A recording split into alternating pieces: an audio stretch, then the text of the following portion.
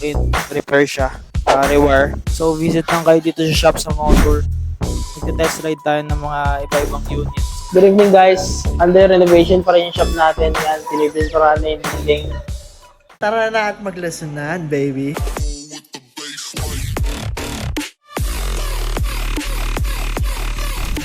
So, meron tayong walk-in repair for today. Shoutout kay Sir Don. Galing pa siyang Pasig City. So, ang gagawin sa unit niya is palit hall sensor and bearing. So, sinisimulan na siya ni Limuel. Early in the morning. Okay guys, shoutout kay Sir Eman. Nagpa-walk-in repair siya. Rewire para gumana yung mga ilaw niya sa motor pump niya. So, dalawa yung unit ni Sir. So, ginagawa na ni Boss JR yan. Nakita niyo. Wait away. So guys, may walk-in customers tayo na nagto-test ride si Motor Punk Base. So sa mga di nakakaalam, pwede rin tayo mag-test ride dito sa shop para ma-feel nyo yung unit kung para sa inyo ba talaga siya.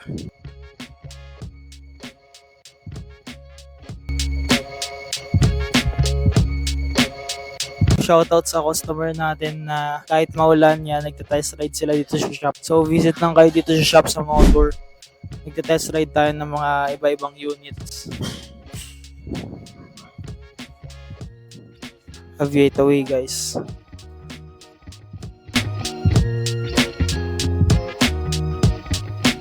So, maulan na hapon ngayon sa motor guys. So, check natin yung mga tech natin. Nag-PMS sila. Shoutout kay Sir Ronald. Nagpa-PMS. Yan, ongoing naman. Papapalitan na yung bearing, brake pads. Yan, lilinisin at lahat. And also dito kay Doc, PMS din yan para kay Sir Sasti Rahul. Actually, nag-lock yung steering yan guys. So, ginawa na ng remedyo kaya okay na.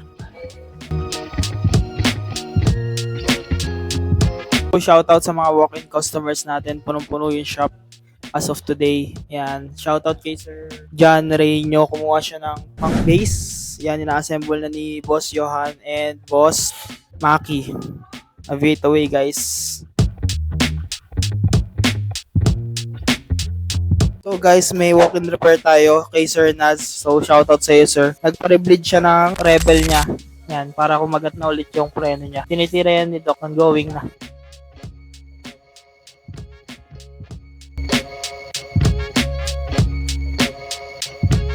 So, quick update lang kay Sir Boyet, yung unit niya. So, nagpa-install siya ng GPS tracker. So, galing sa kanya yan, guys. Nag-install lang tayo. Then, papalit siya ng gulong, tubeless na all-terrain tires. Yan, kasama na yung dalawang silad na yan, tsaka yung dalawang pito. Yan, ginagawa na nila yung well. Para kay Sir Boyet, aviate away. So, meron tayong ship out today guys, papuntang Cebu City. So, shoutout sa iyo Sir James. Kumuha siya ng bestseller sa atin dito sa Motor Punk Max. So, meron niyang 52 volts, 18 AH, 2080 peak wattage. So, nag-range niya ng 60 kilometers. Then, ang bilis niya is 50 kph max speed. So, yan. Ang magdi-deliver sa atin ngayon is si Boss Mac. Boss James, shoutout sa iyo. Pupunta na sa iyo yung unit mo si Motor Punk Max. Isa sa pinaka-best seller ng motor electric mga boss, no? Shoutout sa iyo, boss. A bit away. So, maagang repair ngayon sa motor. So, shoutout kay Sir Beverly. So, nasira yung twist throttle niya. Ayan, kung makikita nyo, basag. So, papalitan natin yan para maging brand new na ulit. Next naman kay Sir JJP, Red Wing yung unit niya. So, nire-rewire na yan ni Boss Lem para ma-activate yung hall sensor natin. Shoutout kay Sir. Next naman kay Boss JR. Anong ginagawa natin niya, Boss? Change controller kasi yung controller na defective. So, defective na yung controller ni Boss Voltaire.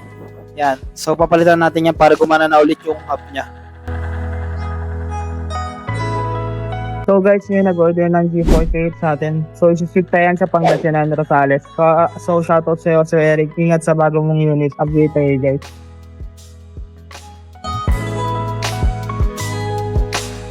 Update lang guys, okay na yung unit ni Sir Norris na Raptor. Pinalitan ng hall sensor. So gumagana na ulit yung harapan niyang gulong. Yan, both dual motor kasi siya guys. So update away.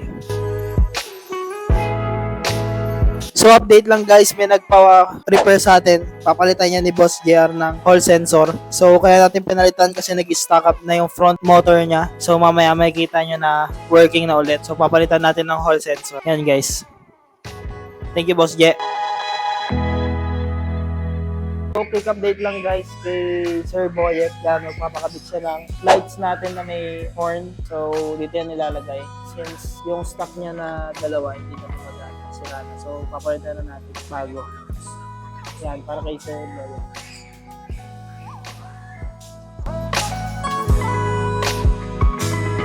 So Reynan, ano yan? Playbow. So guys, yan. Nasikaso ni Boss Reynan yung Playbow natin. Kasi Boss James.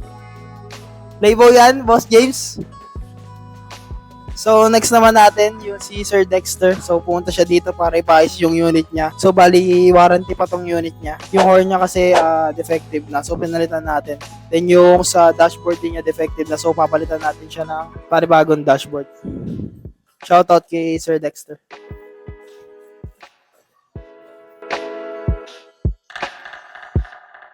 So, quick update guys, dito sa unit ni Sir Boyet. So, nagpapalit siya ng tires. So, dating interior, ginawa natin tubeless. So, tubeless all-terrain tires na yan nakabit. Then nagpakabit siya ng GPS. So, andun na yan sa loob. Ito yung luma niyang GPS. In-install na natin sa loob.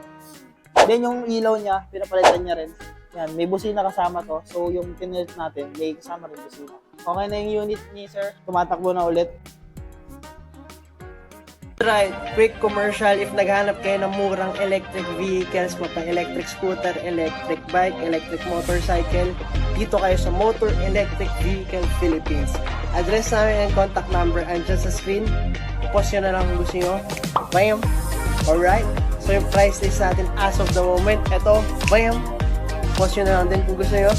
Meron dito cash payment, may bank transfer, may home credit installment, may credit card payment, pwede trade-in, pwede sell out. Message nyo lang ako or yung page namin. A bit away, baby. Let's go. Okay, may deliver tayong mga boss, no? Papuntang Cavite General. So, shout out kay Boss Oldrag. Kumuha siya ng motor G36. Si motor G36 natin mga boss, no? Meron siyang 36 volts, 10 1000 watts peak power. Tumatakbo ng 15 km, 30 kph mga boss, no? Saka may kasama ng ilaw mga boss sa harap. Yan. Saka meron na yan brake light mga boss. So, shout out sa iyo boss. A bit away. So, makikita nyo mga boss, ano tayo ngayon? Si Boss Remo, nire-renovate kasi yung ano namin, mga boss. Ito, may ano yan, may mga drawing yan dyan. So, abang-abang na lang sa pag-resulta na ito mga boss. Medyo magulo yung shop. So, Maki ka na bala, Mak. Deliver from General Trias mga boss. So, si Boss Lim din, may ginagawa. Anong ginagawa, Boss Lim? Customize daw. So, sinisira na yung mga ano niya, yung mga tawag yan, power system. So, dito, balay, kinustomize ko, papalabas ko sa mga boss, kasama na yung bag dyan. So, kung may sira yung mga unit nyo, kahit anong brand, kayang-kaya ni Boss Tim yan. Hey! So, Team CXD, Boss Patrick, is on the house. Hey! Yan, si Boss Yoyo, Johan. Let's go. Guys, okay na yung ni-repair natin na e-bike. So, pinalitan natin ng bagong hub yan. So, bago na yung hub niya. Then, yung interior niya sa harap, pinalitan natin ng tubeless. Then, pina-PMS natin para umokay na yun. So, shoutout kay Sir Igan, Sir. Shoutout. Papunta pa silang Tondo. Yan. Papunta daw Cavite, Sir. So, isasakay nila sa motor yan. Thank you, Sir. So, shoutout kay Sir Biahe. So, okay na yung unit niya. So, nirewire lang natin yung face wire niya kasi possible na nasunog yung Juliet. Kaya ayaw na umandar yung motor. So, nirewire lang natin. Yan, tumatakbo na ulit yan. So, shoutout kay Sir Biahe. Yan, nag-wait away, guys. So, guys, shoutout kay Boss Seth. So, nagpa-repair siya ng kanyang PMAX. So, daanan lang natin yung mga pina-repair niya. So, error 5, wala na. Okay na. Then, yung side stand niya, pina-adjust. Tapos yung gulong pina-flip niya since baliktad kasi yung pagkalagay niya. So binaliktad ulit natin. Yan. Tingin sa brake levers, bago na ulit.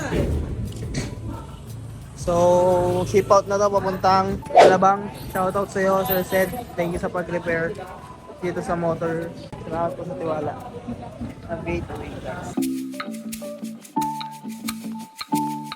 Next naman kay Sir Darwin, yan, Aviator XT, yung unit niya. So, Boss Yara, anong ginawa dyan sa unit niya? Yung tire ko sa likod kasi butas yung gulong niya. Okay, so pinalitan na ng bagong tire yan. Sa likod, bago na ulit. Para kay Sir Darwin, Aviator way. Good evening guys. Under renovation pa rin yung shop natin. Yan, pinipinturahan na yung dingding. Sisimulan ni Boss Raybo. So tayo kay Lem. Boss Lem, anong gawa natin dyan? Nagko-convert tayo ng scooter power system kasi yung power system na ay hindi na gumagana at saka wala kami pyesa nun kaya ganito na lang yung replacement natin. Magkaka-power system, pinapalit na ganito lang natin. So, dinala to ni Bossing dito na hindi na nag-on. So, ngayon, papaganahin ulit natin yan. Gumagana na yan. Gumagana na ulit, tumatakbo na ulit. Yan guys. Sinalitan na ng power system. Wait away, baby.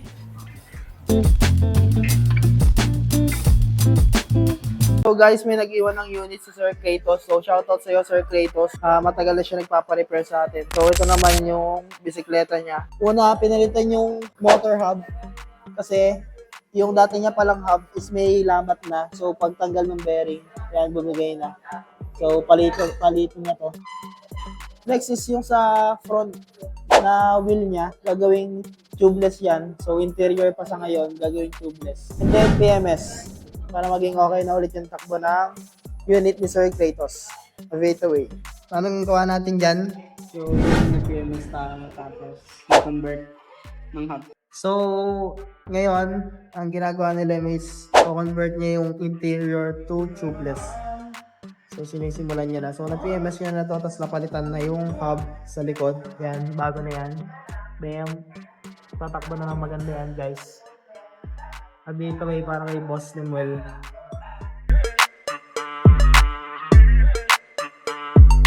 May pinadalang unit dito. Shoutout sa iyo, Sir Romeo. So, ang issue ng unit guys, namamatay-matay daw. So, na-diagnose ng ating tech na dashboard daw yung problema. So, Boss Je, napalitan na yung dashboard. Okay na po, ito na yung So, yan yung... dashboard. Okay. Ito yung may problema. So, napalitan na po, ito na po ito. Ang bago. So, nag-on na ulit siya. Yan. Working naman. Busina. Tsaka ilaw. Shoutout sa iyo, Sir Romeo. Thank you sa pag-repair dito sa motor. Aviate away. Thank you for watching the video. Nagbebenta kami dito ng electric scooters, unicycles, and bicycles. Brand new and used. Meron dito sa Motor EVP. Nagre-repair din kami ng mga units. Kung gusto nyo bumisita, address and contact number andyan sa screen. Message nyo na kami. A bit away.